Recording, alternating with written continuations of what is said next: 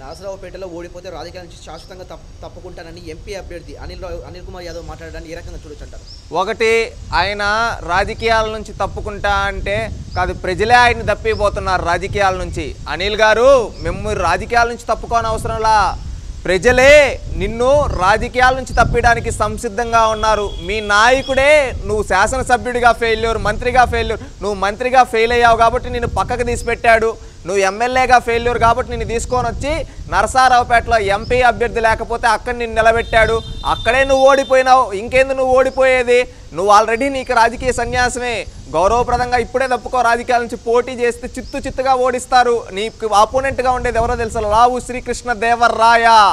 ఆ పేరు చెప్తేనే నరసారావుపేట కదిలొస్తుంది. నువ్వెంత నెల్లూరులో దంతే వచ్చి నరసారావుపేటలో పడ్డావు. ఈసారి నరసారావుపేటలో దంతే రాష్ట్రం అవతల చెన్నైలో పడిపోతావు. అది చూసుకో. నువ్వు లోకేష్ గారికి, చంద్రబాబు నాయుడు గారికి ఛాలెంజ్లు విసిరే స్థాయి కాదు అనిల్. నీ స్థాయి ఏంటి? నువ్వు ఒకప్పుడు మాటలు ఇచ్చావు, నువ్వు నీ ఛాలెంజ్లు ఏమన్నా కొత్త? నువ్వేంటంటే అరుపులు ఎక్కువ, పని తక్కువ. అరుపులు ఎట్టరుస్తావు తెలుసా? పెద్ద పెద్ద అరుపులు అరుస్తావు, కానీ పనితనంలో 1% కూడా ప్రూవ్ చేసుకోలేవు. ఈ బాధ ఎందుకు అనాల్సి వస్తుందో తెలుసా? నువ్వు నెల్లూరు పౌరుషం నీలో ఏముందో నాకైతే తెలియదప్ప. ఒకప్పుడు నువ్వు అసెంబ్లీలో నిలబెట్టుకున్నావు. వెయిట్ పర్సెంటా, 1/2%, తొందర ఎందుకన్నా? We will be complete by this project by 2021 December అని గట్టిగా అరిచావు. బుల్లెట్ దిగిందా అని అడిగావు. ఈరోజు 21 అయిపోయింది, 22 అయిపోయింది, 23 అయిపోయింది, 24 కూడా వచ్చేసింది. పోలవరం ఎందుకు కంప్లీట్ అవ్వలేదన్నా? నీ ఛాలెంజ్లు ఇలా ఉంటాయి. నువ్వు నిజంగా రాజకీయ చిత్తశుద్ధి ఉంటే నువ్వు ఆ రోజు పోలవరం ప్రాజెక్టు పైన ఛాలెంజ్ చేసావు కదా, ఆ ఛాలెంజ్ నీకు చేతగా లేదు. అప్పుడే నువ్వు రాజీనామా చేసి ఉండాలి. నీకు సిగ్గు మానమునుంటే. నీకు అవేవి లేవు కనుక ఈరోజు మాట్లాడుతూ ఉన్నావు ఈ విధంగా. ఆ రోజు పర్సెంటా, 1/2%, తొందర ఎందుకన్నా? వెయిట్ అన్నావు. ఈరోజు వెయిట్ అంటూ నేను తీసిపారిన ఒక నరసారావుపేటలో వేశారు. ఇప్పుడు మళ్ళీ సిగ్గులేని ఛాలెంజ్లు ఎందుకయ్యా? మాటపై నిలబడినోడివి. రేపు నువ్వు ఓడిపోబోతున్నావు. నువ్వు ముందుగానే ఓడిపోయినావు. ఓడిపోయే సీట్లో నిన్ను మీ జగన్మోహన్ రెడ్డి బలిపశువుని చేశాడు. మళ్ళీ చంద్రబాబు నాయుడు గారు కూడా రీసెంట్గా నరసారావుపేటలో ఒక మాటని అడిగాడు. నువ్వు ఈరోజు వచ్చి యాదవులందరూ నా కోట్లేండి అని అడుగుతూ ఉన్నావు కదా నరసారావుపేటలో. అదే పలనాడులో ఎంతోమంది యాదవ బిడ్డల్ని చంపేస్తే ఆ రోజు నువ్వు మంత్రిగా ఏం చేస్తూ ఉన్నావు? ఈరోజు నువ్వు వచ్చిన తర్వాత కూడా 3 యాదవ సోదరులపైన దాడి చేస్తే నువ్వు ఎక్కడున్నావయ్యా? మా యాదవులపైన దాడి చేస్తే కనీసం స్పందించని నువ్వు ఈరోజు మా యాదవుల ఓట్లు కావాల్సి వచ్చాయా అని అక్కడుండే యాదవులు నిన్ను నిలదీస్తూ ఉన్నారు. నీకు నిజంగా చిత్తశుద్ధి ఉంటే మీ నాయకుడిని అడుగు. అన్నా, పలనాడులో ఎంతోమంది బీసీలని మీ పెత్తందారుడైన పిన్నెల్లి రామకృష్ణారెడ్డి చంపేశాడన్నా. ఆ యాదవ బిడ్డలకి న్యాయం చేయండి, నన్ను నిలదీస్తూ ఉన్నారని సూటిగా అడుగు. నీకు దమ్ముంటే, చిత్తశుద్ధి ఉంటే. ఆ చిత్తశుద్ధి లేదు కనుక ఈరోజు పనికిమాలిన డైలాగులు, పనికిమాలిన ఛాలెంజ్లు. నీకు నిజంగా ఛాలెంజ్లు, నీ ఛాలెంజ్కి విలువ లేదయ్యా. ఎప్పుడైతే నువ్వు పోలవరం ప్రాజెక్టులో ఛాలెంజ్లు విసిరి అక్కడే నువ్వు మడమ తిప్పావో ఆ రోజే నీ విలువ కోల్పోయావు. పోలవరం ప్రాజెక్టులో విసిరిన ఛాలెంజ్కి నీకు చిత్తశుద్ధి ఉంటే ఈ రోజుటికైనా సమాధానం చెప్పు. ఈ రోజుటి వరకు సమాధానం చెప్పలేక దొంగలా దాంకునే నువ్వు, ఇరిగేషన్ మినిస్టర్గా ఫెయిల్ అయిన నువ్వు, శాసనసభ్యుడిగా 10 ఏళ్ళగా నువ్వేమీ చేయలేదు ఫెయిల్ అయిన నువ్వు, ఈ రోజు నరసారావుపేటలో చంద్రబాబు నాయుడు గారికి ఛాలెంజ్ విసురుతావా?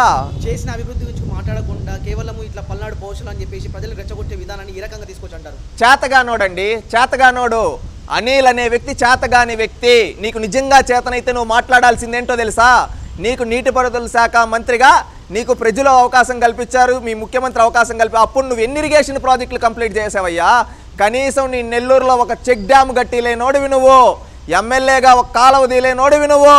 ఈరోజు అక్కడెక్కడో బలిపశువుని చేస్తా ఉన్నా నేను నరసారావుపేటలో. అక్కడికి వెళ్ళి ఈరోజు పల్నాడు పౌరుషం, ఇలాంటి పౌరుషాలు నీకు నిజంగా పౌరుషం ఉంటే, నువ్వు నిజంగా నెల్లూరు గడ్డపై పుట్టుంటే, నెల్లూరోడు అయితే ఎందుకు ఇరిగేషన్ ప్రాజెక్టులు నువ్వు ఇరిగేషన్ మినిస్టర్గా ఉండేప్పుడు కంప్లీట్ చేయలేకపోయావు? నువ్వు ఏ ప్రాజెక్టులకి శ్రీకారం చుట్టావు? దానికి సూటిగా అడుగుతూ ఉన్నారు రాష్ట్ర ప్రజలు. దానికి సమాధానం చెప్పు. నేను మగాన్ని, నేను పులిని, నేను తొడలు కొట్టడం, మీసాలు తిప్పడం కాదు రాష్ట్ర ప్రజలకు కావాల్సింది. నువ్వు ఇరిగేషన్ మినిస్టర్గా ఏం చేశావు? ఆ రోజు అసెంబ్లీలో ఛాలెంజ్లు ఇచ్చిరావు కదా, వెయిట్ అని. ఈరోజు ప్రజలు వెయిట్ చేస్తూ ఉన్నారు. 5 ఏళ్ళు అయింది. నువ్వు ఇరిగేషన్ మినిస్టర్గా ఏం చేశావో సమాధానం చెప్పు. నీటిపారుదల శాఖ మంత్రిగా అనిల్ అనే నేను ఇన్ని ప్రాజెక్టులు కట్టించాను, ఇన్ని కాలువలు తవ్వించాను, ఈ విధంగా ఇన్ని కోట్లు ఖర్చు పెట్టానని చెప్తే ప్రజలు వింటారు. లేదు, నేను పల్నాడు పౌరుషం ఏందిరా నీలో ఉండేది పల్నాడు పౌరుషం అని ఈరోజు పలనాడులో ఉండే యాదవ బిడ్డలు అంటూ ఉన్నారు. ఎందుకంటే మా యాదవుల్ని చంపినప్పుడు మాత్రం నువ్వు కనీసం మా వైపు చూడలేదే. ఈరోజు మా ఓట్లు నీకెందుకు వెయ్యాలని పలనాడు యాదవ బిడ్డలు అడుగుతున్నారు. దానికి సమాధానం చెప్పండి అయ్యా అనిల్ గారు. ఇంకొకటి, ఈ పలనాడు పౌరుషాలు ఇది మీరు చూపించారు. నిజంగా ఈరోజు రేపు పలనాడు బిడ్డలు పలనాడు పౌరుషం చూపిపోతున్నారు. ఆ పౌరుషంతో నిన్ను ఇప్పుడు మీ జగన్మోహన్ రెడ్డి 3 జిల్లాలు అవతలేశాడు. రేపు పలనాడు బిడ్డలు కొట్టబోయే పౌరుషం చూపిస్తే నువ్వు ఈ రాష్ట్రం దాటి వెళ్ళిపోతావు. అది చూసుకోవయ్యా అనిల్. పలనాడు ప్రజలకు కానీ రాష్ట్ర ప్రజలకు కానీ కావాల్సిందేంటి? నువ్వు ఎమ్మెల్యేగా ఏం చేసావు, నువ్వు మంత్రిగా ఏం చేసావు, ఇప్పుడు నువ్వు ఎంపీగా పోటీ చేస్తూ ఉన్నావు. ఆ ఎంపీగా పోటీ చేసేటప్పుడు నువ్వేం చేస్తావు ప్రజలకి అది చెప్పు. పల్నాడికి ఏ విధంగా అభివృద్ధి చేస్తావు అది చెప్పు.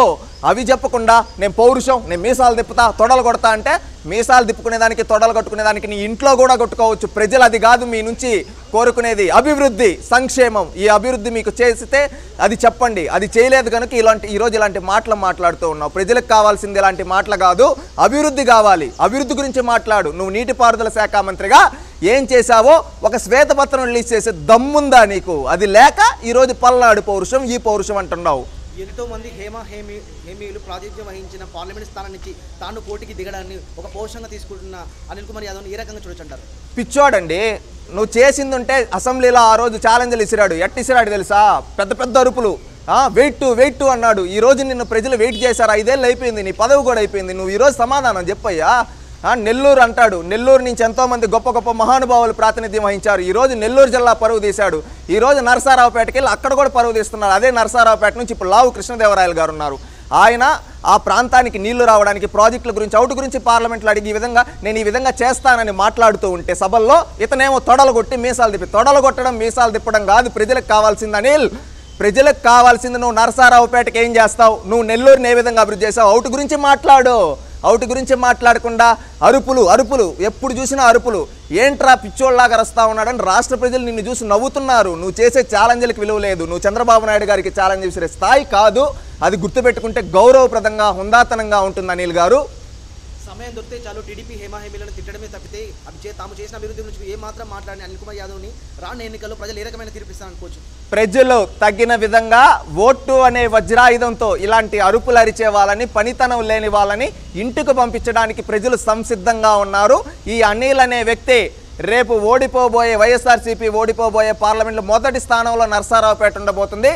మొదట ఓడిపోయే వ్యక్తి ఈ అనిల్.